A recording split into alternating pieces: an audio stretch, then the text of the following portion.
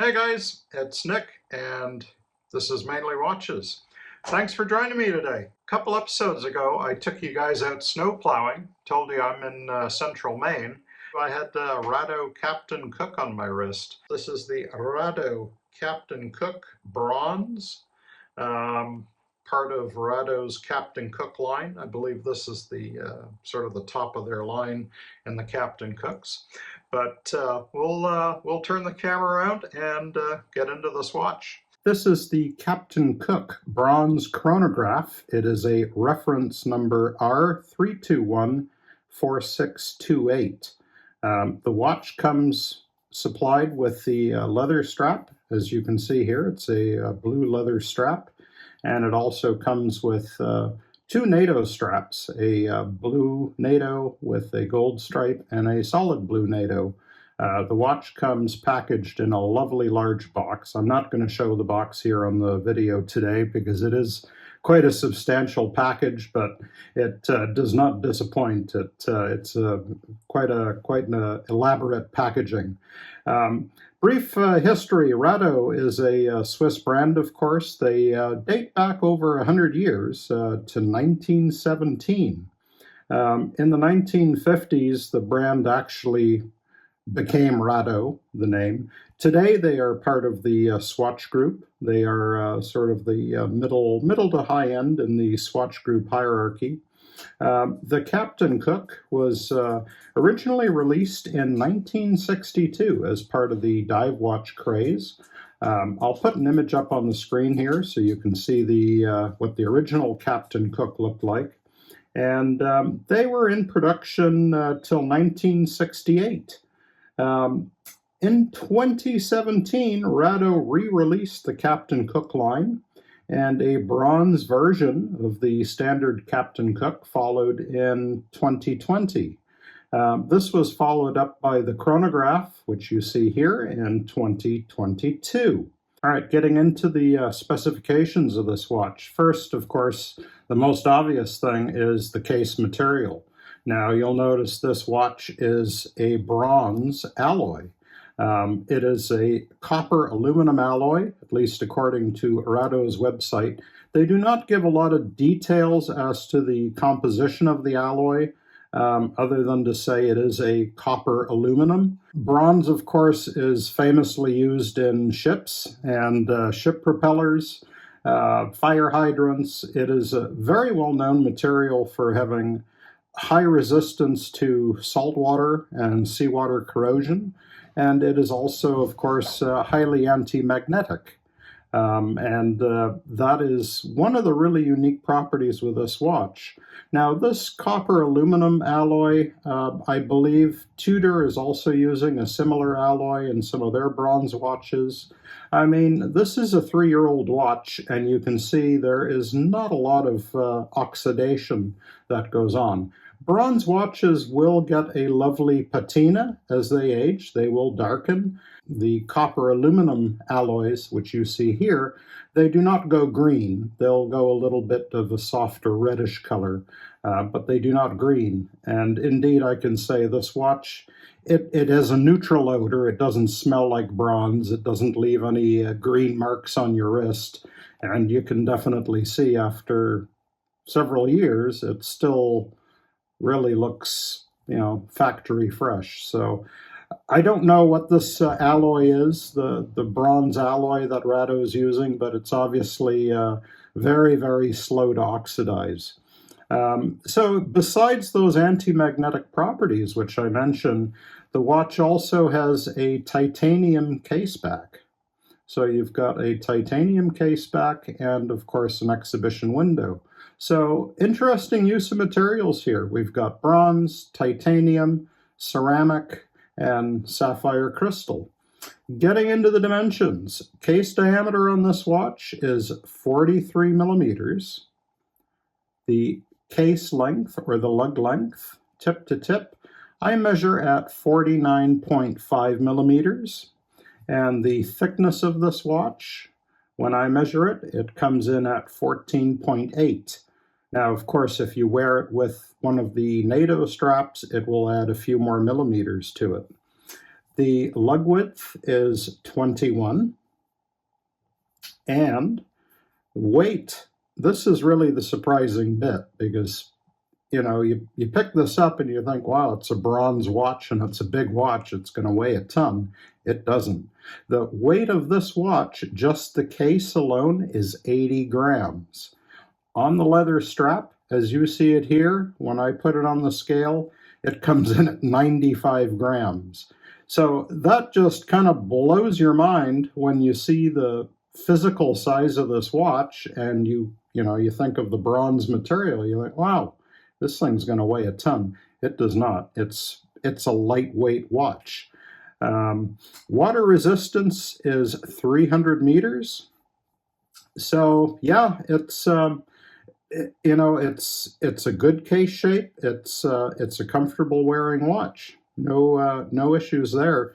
And that weight, it's really, like I said, it's quite astonishing that RADO is able to get the weight of this thing down to under 100 grams on the strap for a 43 millimeter bronze watch.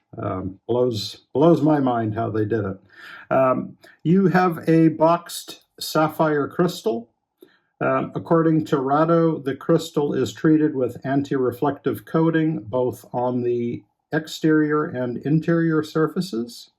I would say it's a very good anti-reflective coating they've done. No real issues with glare. The bezel is a typical Captain Cook bezel. You can see it's a bit of a concave design. Not too extreme, but it is slightly concave. And you have, of course, that ceramic insert there. The insert is fully lumed with superluminova. The indices, of course, they're only 5-minute marks, so it's not a particularly useful bezel for timing anything. I would say it's more of a decorative bezel than anything else, but it is very nicely lumed and beautifully finished. Just to let you hear how that bezel sounds.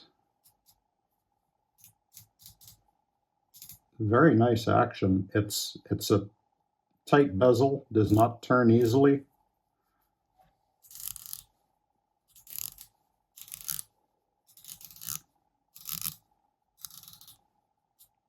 Perfect alignment. So yeah, very good bezel action. 120 clicks, as I mentioned. If we look closely at the dial, you can see it is a beautiful blue sunray finish that RADO has executed. You have the RADO logo at the top 12 o'clock position, and of course you've got that RADO anchor, which turns, moves with the watch. It's jeweled. So that's kind of a nice touch. See if I can get it to drop there. There we go. But that anchor moves around on your wrist, and it's in a little red background. You have a date window at 6 o'clock, and in Captain Cook tradition, the date is done in a red font on a white color wheel. So very legible date, absolutely no issues reading it, and of course you've got the Captain Cook logo and the water resistance indicated there. Now, this is a 5-hand watch, so you've got your hour and minute hand. The second hand, you see it running here. You have a small second dial. What is kind of nice are the pushers. I don't know what material they have done the pushers and the crown with. They are very high polished. You can see the rest of the case is a brush finish, but the pushers are highly polished. I don't know if these are solid bronze or if they are, a PVD or a DLC or even a plated type finish. It appears to me they may not be solid bronze. I could be wrong, I don't know. To operate the chronograph, one needs to unscrew these. Once these are fully unscrewed, that unlocks the pushers. So if I want to start the chronograph, push it in, and you'll see the second hand running around. That's our second timer. and then the minute timer will start counting. To stop the chronograph, you can just push it in again, and you've stopped it. So we've stopped it here. And then to reset it, you use this pusher, and you'll see that the second hand reset. It does not allow you to reset it when the chronograph function is running. So now you see it's running. If I try to reset it, it doesn't do anything. So you have to stop the chronograph, and then you can hit the reset. And to lock these in, you just have to turn the guards a bit here, and you can lock in your pushers. Very nice, smooth action. It's a lot easier to do when you don't have slippery cotton gloves on, believe me. So yeah, getting back to the dial. We've got loomed indices. They're applied indices, and they're all finished again with a, I guess it's a bronze, maybe it's a PVD finish. Bronze hands, and of course the hour hand is a traditional Captain Cook style with the large loomed triangle, and then you've got the pencil minute hand, all fully loomed. I'll put up a time lapse of the loom. The loom on this is excellent. It's Swiss Super Luminova.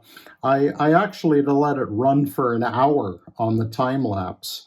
So you'll see after an hour, this thing's still glowing beautiful. So I have no doubt this loom will go most of the night. It's very well done with the loom. There is no loom on the chronograph hands, so the second hand and your chronograph timer hand are not loomed, and neither is the chronograph second hand. So those are not loomed. Now, getting into the movement. This movement, we'll flip the watch over here. I like how the rotor is shaped in the, like the RADO logo, shaped like an anchor. That's pretty cool. The movement on this watch is a, RADO calls it an R801, but it's apparently based on the ETA A31 movement, which is an evolution of the ETA 2894. This is a 37 joule movement. It's beating at 4 hertz or 28,800 beats per hour. So nice movement. Power reserve on this is rated at 59 hours, so very good power reserve. Notable elements here, you've got a Nivachron hairspring, which is an anti-magnetic hairspring. It's also made out of a titanium alloy. The watch, according to RADO, is regulated in 5 positions from the factory. Now, it is not a COSC certified chronometer grade movement, but they do regulate it at 5 positions. One of the reasons I decided to do this watch now is I've had it in my rotation the last couple of weeks, and past videos some people have commented where, you know, I've thrown it on the time grapher and shown you on the time grapher how well the watch is regulated, and they've commented, well, it's, you know, you're only showing it in one position. Why can't you show it in all positions? And I thought, well, you know, obviously it's not practical time-wise to put it on the time grapher in all these different positions. So what I'm doing now is I set the watch on an atomic clock, and then after 2 weeks, I'm just looking to see how much it's gained or lost. And I think that'll give us a really good indication of how well the watch is performing. So this watch now, I've had it running for 14 days since I last adjusted it. And in those 14 days, it has lost 23 seconds. Okay, so that is less than 2 seconds a day. Actually 1.6 seconds per day, to be exact, that it's running at. And that has been on my wrist. So moving around, doing, you know, daily activities with it. At night, it's been going in a watch winder to keep it fully wound. But I mean, yeah, you can't ask for better than that. Less than 2 seconds a day. Now, the movement, there, if you do some reading online, there is a bit of controversy about these. You will notice, if I hold it up here, that the pushers are not fully aligned with the crown. You can see there's a little misalignment there. See how the pushers for the chronograph module sit a little nearer to the crystal than the crown. That's because it's a modular chronograph, because the original base movement is not a chronograph. So what ETA have done is they've put a chronograph module on top of the movement. And some of the controversy, people are complaining and they say, oh, it's not serviceable. ETA says you have to replace the whole chronograph movement if something goes wrong. I've not been able to validate any of that, whether you can repair the chronograph module or not. I've not had any problems with it. RADO does provide a 5-year warranty on the watches, and I mean, I've not had any issues. But just so you are aware of that fact, it is a modular chronograph, and on some discussion boards, people are claiming, oh, it's a bad movement, it's not reliable, whatever. I don't know. I think ETA seems to have a pretty good handle on what they're doing, so I'll I'll leave it with them. But I've not had any issues with the movement, so I cannot say anything bad about it. To go over the straps here a little bit. Now, I mentioned I've got it on this blue leather strap. This is an original RADO strap that came with a watch. It's absolutely lovely, very nice, soft. It's all quick release. As I mentioned, these the lug width on this is a 21. So, it does limit you a little bit. Nowadays, there are plenty of 21 millimeter strap options, so it's not a big a heartache as it used to be, and honestly, you don't have any troubles finding straps for it. The only issue could be that if most of the watches in your collection are a 20 or a 22, you may not have a lot of 21 millimeter straps. But you can see the lugs are nice and long, so there's no clearance issues. So you don't have any issues fitting straps. It's a very easy watch to fit straps on. So that's the original leather strap. Comes with a nice bronze buckle. Then you get a lovely NATO here as well. This is the RADO NATO strap. Very nice. I'm not a big NATO fan, so honestly, I've not worn it on the NATO. I find there's just too much hardware with them. So you get that one, and then you also get this solid blue NATO strap. And again, very nice. All brass bronze keepers, I should say. What I have done, I ordered a strap from Erica's in they're dark blue with a contrasting beige stripe. And Erica's, fortunately, offers an option to get bronze hardware. So I had the bronze hardware. And I've been using this, this strap on the watch. And as you can see, it pairs very nicely as well. Very comfortable strap on the watch.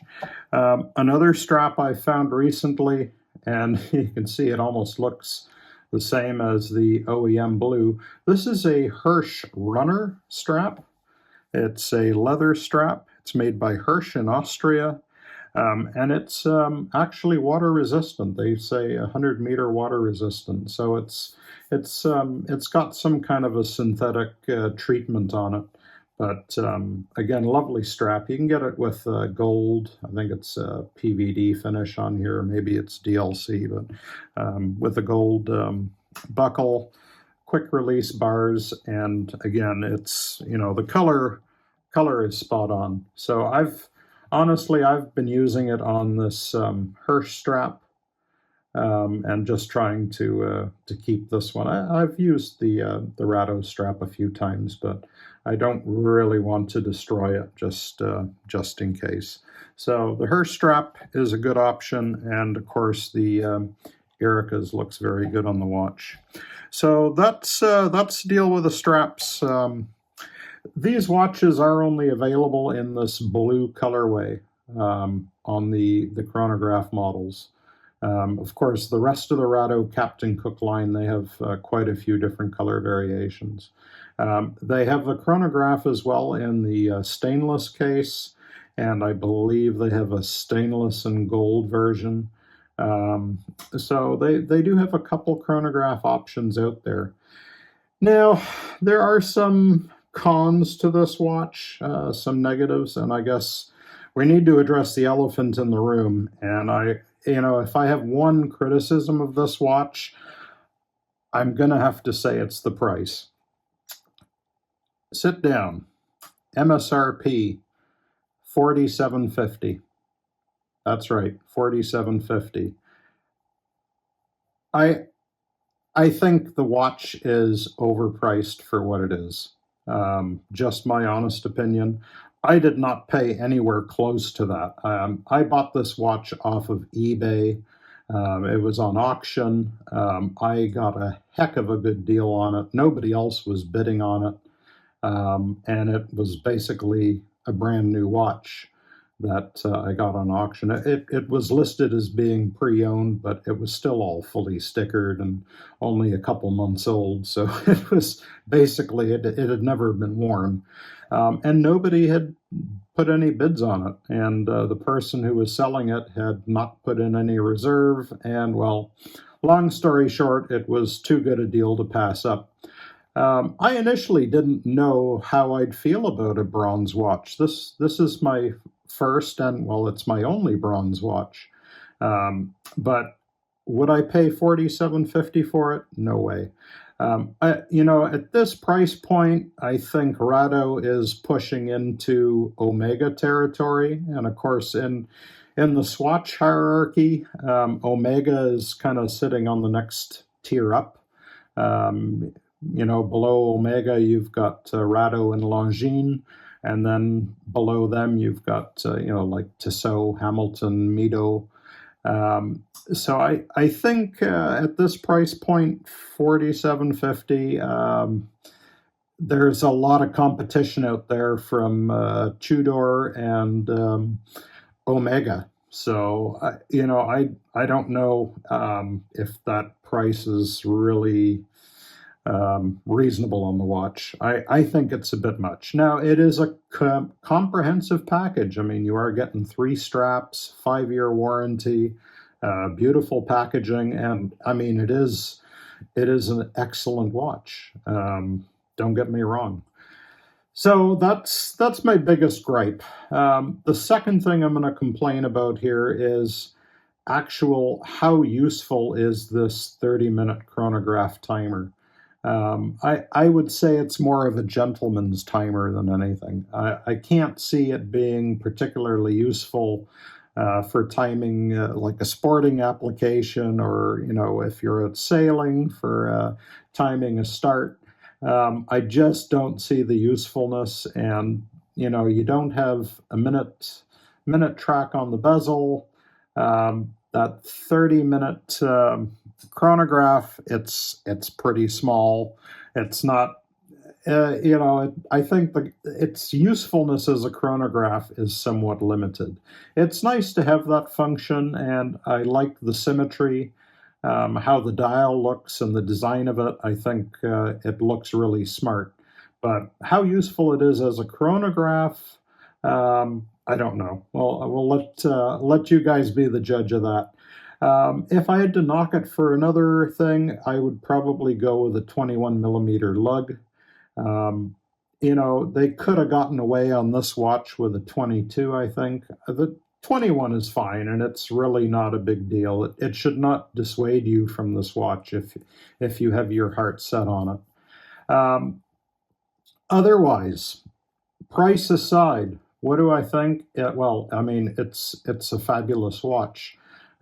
It's a big watch, 43 millimeters, almost 15 millimeters thick. But then you pick it up and it's, it weighs under 100 grams. It's like there's a disconnect between your brain and the watch, because you see this bronze watch and you're like, oh, man, this thing must weigh a ton. and then you put it on, it's like, wow, where's the weight? So RADO has done their magic. And of course, you know, with that titanium back, the bronze alloy, I mean, it is a gorgeous piece. And the finishing of this watch is stunning. It's a beautiful watch. Not something I'd want to wear if I was walking around in a high crime area, probably. Because it does attract attention. I mean, it's a good looking watch. Wearing comfort, yeah. I mean, you can wear this watch all day long, and there is no fatigue. Very nice case shape, nice and flat. No sharp edges. The lugs are all nicely finished. I mean, the finishing of this is just superb. It is beautifully done. And it's a handsome watch. And you can, like I said, you can wear this thing all day long. It's very comfortable. I think if you can find one of these and get a good deal on it, by all means, jump at it. It is a lovely watch. And I think RADO certainly knows what they're doing. So that's the RADO Captain Cook. I don't have much else to add. As always, guys, I welcome your comments. I look forward to reading your comments. I try to reply to everyone. I also hope that you'll notice an improvement in the sound quality on this video. I have invested in a new microphone, so hopefully the sound is going to be a little better. Anyhow, till next episode, thank you for watching, and if you enjoyed this, please do like and subscribe, and stay safe out there. We'll see you next episode. Thanks for watching.